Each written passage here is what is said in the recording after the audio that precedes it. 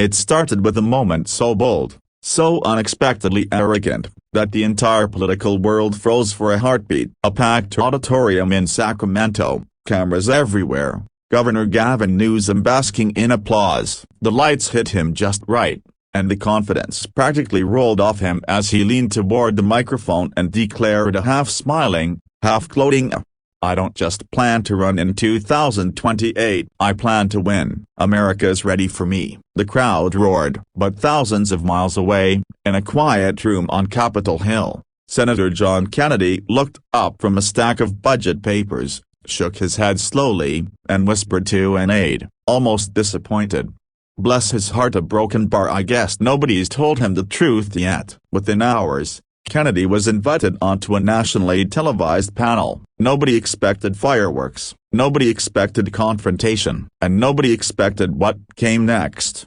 The stage is set and emotions are already shaking. The broadcast opened with tension hanging thick in the air. On one side of the split screen, Senator Kennedy, relaxed, adjusting his glasses, the embodiment of slow Southern calm. On the other side, Gavin Newsom, energized, confident, smiling like someone who believed destiny itself had moved into his guest room. The host introduced the topic with forced neutrality.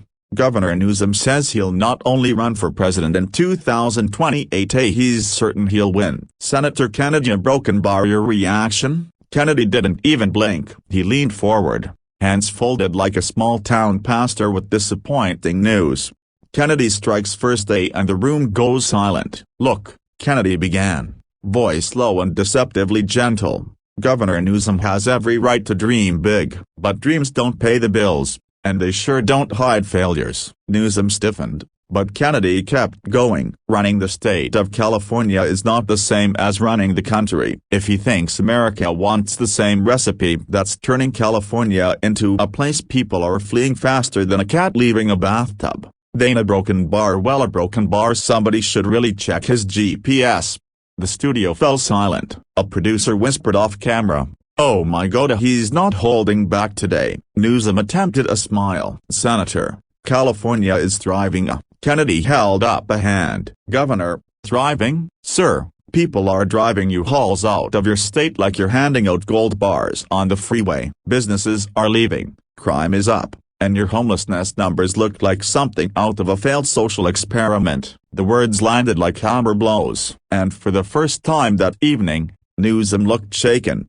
The personal turn, a moment of raw emotion. Then Kennedy did something nobody expected. He told a story. "When I visited Los Angeles a few months ago," he said slowly, "I met a young woman living in her car. She said she used to be optimistic, used to believe in the promises, but now she's scared. Governor, scared of the streets, scared of the chaos, scared of the cost of living." His voice softened. "And do you know what she told me? She said, tell them we're not political points, we're people." Even Newsom swallowed hard at that one.